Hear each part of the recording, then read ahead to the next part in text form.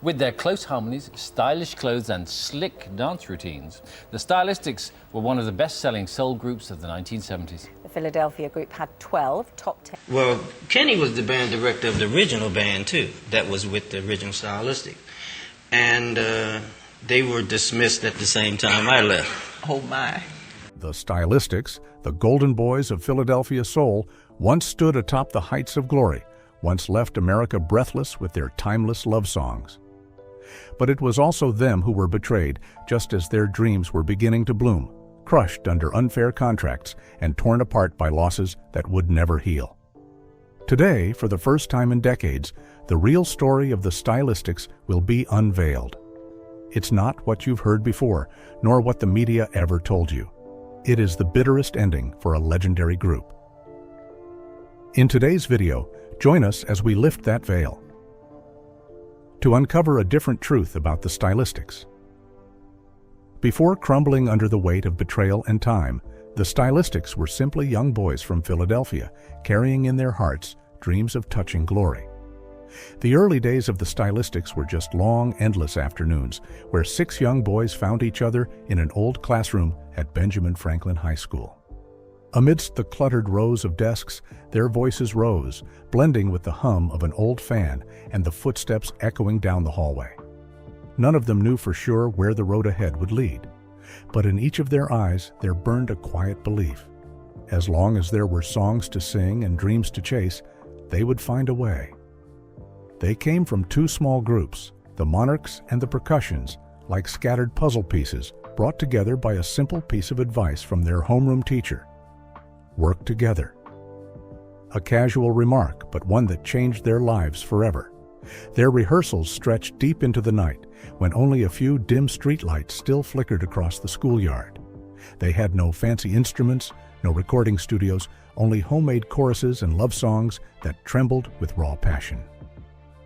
Each time they sang, they looked at one another, silently understanding that their shared dream was growing from the smallest beginnings. They named themselves the Stylistics, a quiet declaration that they wouldn't just sing for fun, but would carry their music beyond these 4 walls. And so, with no money, no backing, just rough voices and unbroken faith, 6 young boys stepped out of the school gates, charging into a world that might greet them with roses or cut them with cold thorns. Those days were so pure, it seemed they would last forever. But not long after, the real world began to leave its first bite marks on their fragile dream. On June 15, 1970, they stepped onto the stage of Club Harlem for the first time, under the glittering lights. And at the back of the hall, Bill Perry stood there, quietly observing. When the show ended, no one knew that a silent turning point had already begun. Just 2 weeks later, on June 28th, the Stylistics eagerly brought their demo tape to meet Perry. They had no lawyer, no experience, and no idea that every dream needs a weapon they didn't have: vigilance. The day they first heard their own voices playing on the radio, their hearts almost exploded with happiness. That song, "You're a Big Girl Now," was their first creation, their ticket out of the dusty streets. They rushed to Bill Perry's house, hearts pounding with excitement, dreaming of recording sessions, of performing across America. But before their eyes, the house stood silent as a grave, doors locked, curtains drawn. A for sale sign swung quietly in the sweltering June breeze. There was no one left, no promises left, not even a trace of the dreams they had woken up to that morning. They stood frozen on the porch, clutching the demo record as if clinging to a memory already fading away. The air thickened, heavy in their throats. Not a single sigh escaped. Only a cold emptiness slowly seeped into their bones. That day, for the first time in their lives, they understood. This world doesn't just know how to sing, it also knows how to steal dreams, even before they get the chance to be sung. After their first bitter shock, the Stylistics refused to let themselves fall. They understood that if they wanted to survive, they had to become stronger than the pain that had once knocked them down. And then, as if fate sought to make amends, their first big opportunity arrived. In 1971, during a small performance in Philadelphia, they caught the eye of Tom Bell, the talented producer who was making waves at Sigma Sound Studios. Along with Linda Creed, a young songwriter whose lyrics were as dreamy as poetry, Tom Bell saw something in the Stylistics that few groups still possessed: purity. From the very first recording, Tom Bell made it clear Russell Tompkins Jr., with his soaring, velvet-smooth falsetto, would be the absolute center. The other members, though still part of the stage presence, became little more than silent shadows behind the spotlight. The song, Betcha by Golly Wow, was born late one night at Sigma Sound. Linda sat before an old piano writing lyrics as if drawing them from sweet and painful shards of memory. Russell recorded the song in a single take. And in that very moment, the magic called the Stylistics truly began. From 1971 to 1974, they virtually ruled the R&B and pop charts. You Are Everything, I'm Stone in Love with You, Break Up to Make Up, You Make Me Feel Brand New. Each song sent America swooning, albums sold by the millions, tour dates filled endlessly, stages lit up bright, applause roared without end. On the surface, the Stylistics were absolute winners. But behind the curtain, another tragedy was quietly taking root. In the recording sessions, only one microphone stayed lit: Russell's. The others, the ones who had once sung beside him during those struggling early days, now sat outside, silent as ghosts in a story they had helped create. One late night in 1972 at Sigma Sound, as the studio lights illuminated only Russell's focused face, the rest of the members huddled in the long, empty hallway, listening to the voice that should have carried pieces of their own. No one said a word. No one complained. Only the silence blended into the music that filled the air. That music lifted them to glory, but quietly pulled them further apart, piece by piece. Tom Bell meant no harm. He simply wanted to perfect the product. But in the game of melodies and invisible ambitions, the brotherhood they once shared was quietly pushed to the margins. The Stylistics kept succeeding. But the higher they climbed the charts, the wider the distance grew between them. On stage, they still smiled and congratulated each other after every show. But inside each heart, quiet spaces grew, spaces that no applause could ever fill. There were nights after the stage lights dimmed when Russell quietly drove away in his own car while the others waited for the shared ride, huddled under the stadium's awning. No one spoke of the recording sessions. No one asked why they no longer sang together, because everyone knew some things, once broken, cannot be mended by words. The Stylistics had entered the brightest golden age of their career. But the price was a silent crack, running deep through the very hearts that had once built it all. And during those long nights on tour, under the cold, gleaming stage lights, amid the unfamiliar applause, sometimes they asked themselves, were they still a group, or just shadows walking side by side under a shared name? The day they reached their peak was also the day they lost the most beautiful thing of all, the pure bond they had once shared at the very beginning. After years of glory, the Stylistics began to slip into a period of endless fatigue. Their fame kept growing, but so did the price they had to pay. For Russell Tompkins Jr., the one standing at the center of every spotlight, that burden became unbearable. The pressure from public expectations, from tours that stretched 250 days a year, from the unfair contracts hastily signed at the age of 20, all of it weighed down on shoulders that had only ever dreamed of singing. On the outside, Russell Tompkins Jr. was the golden voice, the face that never left the charts. But inside, he was slowly becoming a prisoner of the very fame he once craved. Every hit song, like You Make Me Feel Brand New or Betcha by Golly Wow, sold millions of copies. But after management fees, taxes, and hidden deductions buried in the contracts, Russell's actual take-home pay was less than 1% of the real revenue. After each long tour, he would come back to a bank account holding only a few $1,000s, not enough to cover mounting bills, mortgage payments, or medicine for his aging parents. There were nights, after the glittering applause faded, when Russell sat alone at a cold dinner table, staring at piles of debt letters stacked half a meter high.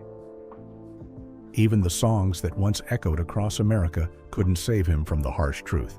He was a star on stage and a debtor in real life. By October 1979, everything had reached its breaking point. On the night of October 12th, at Public Hall, Cleveland, Ohio, 3,000 spectators packed the auditorium, waiting for a night of explosion from the Stylistics.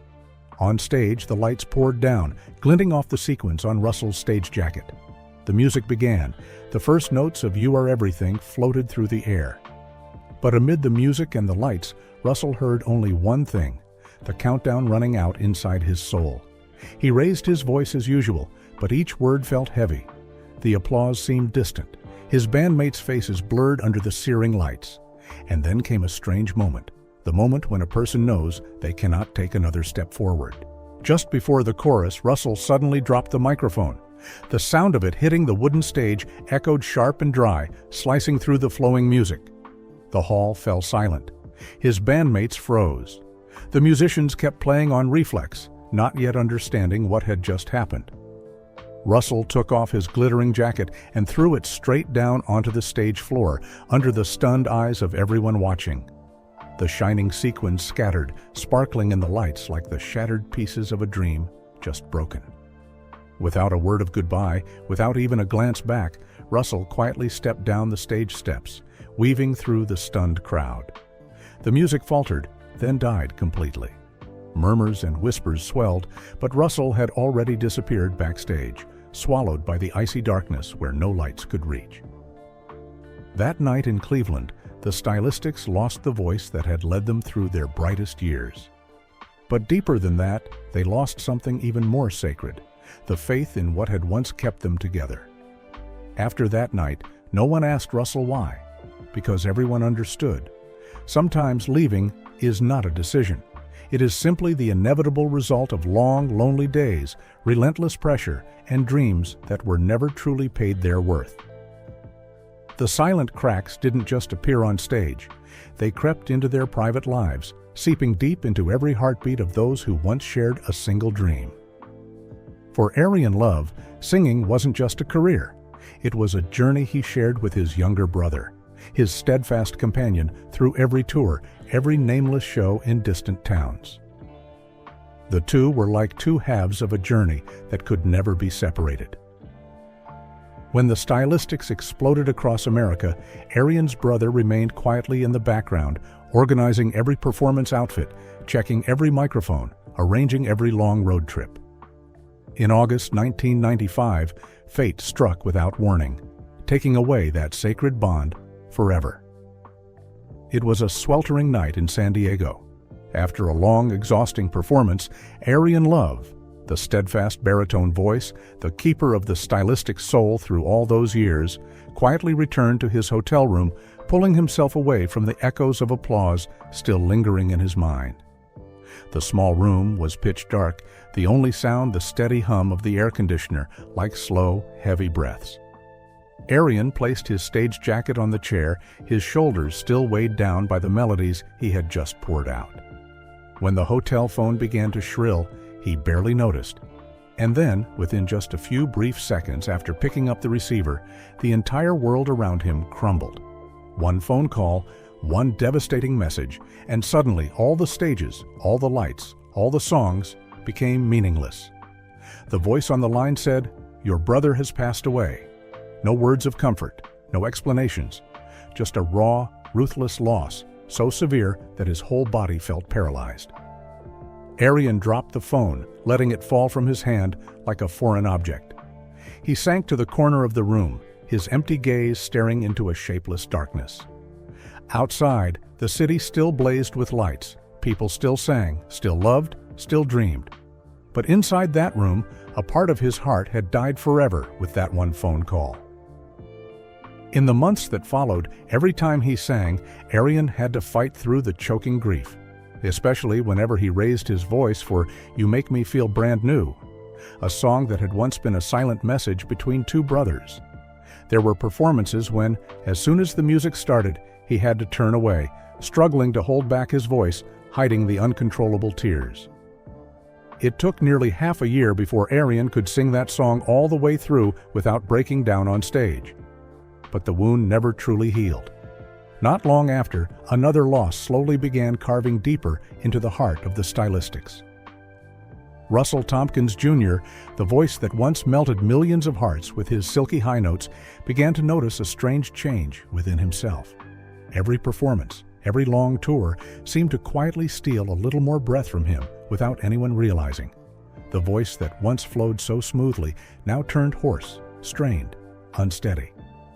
The breaking point came in early 2000 during a recording session in St. Louis. Russell stepped into the familiar studio, holding the microphone as he had thousands of times before. But when he opened his mouth, what came out was no longer the voice that had carried him to greatness. It was a sound, lost, frail, cracked, like the shattering of glass in the dead of night. He stood frozen in the recording booth, his hand trembling uncontrollably. Behind the soundproof glass, the engineers sat in stunned silence, no one daring to speak. In that moment, Russell feared that the most important thing in his life was now under threat. For nearly 3 decades, Russell Tompkins Jr. had barely known a true season of rest. He sang year-round, performing over 200 nights a year, flying from state to state, country to country, through storms, through sickness, through fevers and bouts of lost voice. Russell used to believe, "As long as I can still sing, I won't stop." And it was that belief, that relentless devotion, that slowly became the silent sentence cast upon his fate. It began with moments of breathlessness during climaxes. Then came the burning sensation after long sets, the dry throat even after downing liters of water. After each tour, Russell had to remain completely silent for days to recover. But those short pauses were never enough. One early morning in March 2000, inside a studio in St. Louis, as he was recording a new demo, he opened his mouth, and what came out was no longer the voice he knew. It was a cold, warped crack, like a snapped guitar string collapsing mid-note. The entire studio froze. Russell stood motionless, his face pale. The engineer stopped the recording. No one said a word. A few days later, an ENT specialist delivered the verdict: severe vocal cord damage. His vocal folds were swollen with microbleeding and signs of irreversible scarring caused by nearly 30 years of intense vocal strain. It was a defect that no medication or surgery could fix. The doctor said quietly, "You need to stop singing for at least a year, maybe forever." Russell sat in silence. What filled his mind wasn't a why, it was a chilling emptiness. Decades of devotion, of applause, of late-night rides from town to town had ultimately taken from him the most sacred thing of all, the very voice he once believed would stay with him until his final breath. Russell didn't collapse right away. He continued to sing, patching together his voice with pride and memories. But every night he stepped on stage, he knew he was now only a faint shadow of the man he used to be. Was this the first omen of the Stylistics' fading days? For the Stylistics, the early 2000s were not just a decline in fame. They were a time when they slowly lost the most precious things: brotherhood, their voices, and irreplaceable pieces of their very souls. Through all the highs and lows, the Stylistics struggled to maintain a unified image. But deep inside, the cracks kept growing. Not because of petty personal feuds, nor because anyone truly wanted to leave, but because of a harsh reality. Fame could not be shared equally among all, and the losses of time had pushed each man onto a different path. Russell Tompkins Jr., who had carried the burden of being the lead voice for decades, no longer wanted to walk beneath the fractured shadow of a band he felt was no longer whole. The simmering conflicts over direction, management, and musical rights slowly widened into an unbridgeable gap between the members. In November 2003, after endless deliberations and countless sleepless nights, Russell announced the formation of the new Stylistics. A decision that sent shockwaves. But the truth was, Russell had grown too tired of preserving a shared name for a group whose hearts no longer beat in unison. 6 months later, in June 2004, the court officially recognized the existence of 2 independent Stylistics groups. A cold verdict, severing the last fragile thread that had once held them together. It seemed like just another legal formality. But on a night in September 2005 in Houston, the full truth came crashing down. On the same night, in the same city, two Stylistics groups performed in two different theaters, just a few streets apart. The audience was bewildered. The beautiful memories once tied to that name were now split in two, tinged with confusion and regret.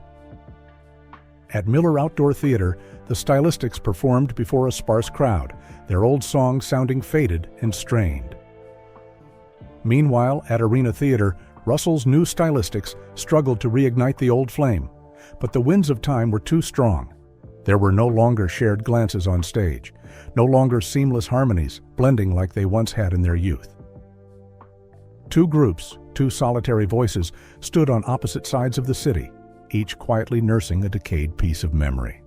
And that night, the audience finally understood a painful truth. Sometimes, even the most beautiful songs aren't enough to keep people together. They aren't enough to resist the cruelty of time and the silent wounds that can never truly heal. Time may be the most silent enemy of all. It doesn't steal the melodies. It wears down the hearts that once gave them life. On October 20th, 2018, at the Tokyo Dome in Japan, the Stylistics held a concert marking their 50th anniversary, a milestone that seemed glorious, a reminder that they were still here, still holding on to the dream. But the truth is always cruel. From the very first notes, the audience could feel it. The once effortless vocals now struggled to reach their heights. The high notes that once melted millions of hearts had become weary whispers. On stage, the footsteps were heavy, the eyes dim, and the polished suits couldn't hide the weight of age. The air at Tokyo that night grew thick. The audience still clapped, still sang along, but in each heart was a quiet sadness they couldn't name. Because they knew this wasn't a concert by the young dreamers of the past. This was a silent farewell, a final wave to the most beautiful dreams now fading before their eyes. The Stylistics had given everything, their youth, their voices, their friendship, and the very soul of who they were. But nothing could resist the erosion of time. As the stage lights dimmed, the applause still rang out. No longer the cheers of victory, but the quiet beating of shared sorrow. An era had closed. A dream had dissolved into silence. Even after the last voices of the Stylistics faded away, their deepest pain refused to let go. On June 12, 2006, at the federal court in Philadelphia, Russell Tompkins Jr. and 3 former members filed a lawsuit seeking to reclaim royalty rights from the very songs that once took them to the top. But the world has no place for outdated dreams. In that cold courtroom, they were nothing more than shadows before the legal armies of major record labels, the ones who held the contracts that had long erased their names from future profits. The case ended swiftly. Every claim was denied. Not a single cent in royalties, not a word of recognition, not a piece of the millions still earned each year by those songs. The numbers tell a cold truth. You Make Me Feel Brand New alone had earned over $5 million in royalties by 2006. Betcha by Golly Wow added at least another $2.8 million through commercials, films, and global covers. But those numbers, those contracts, all had slipped from their hands through deals signed in haste 4 decades earlier. By 2006, Russell Tompkins Jr.'s net worth was estimated at barely $100,000, a heartbreaking figure for a man whose voice once moved an entire nation. The other members didn't even have formal financial records.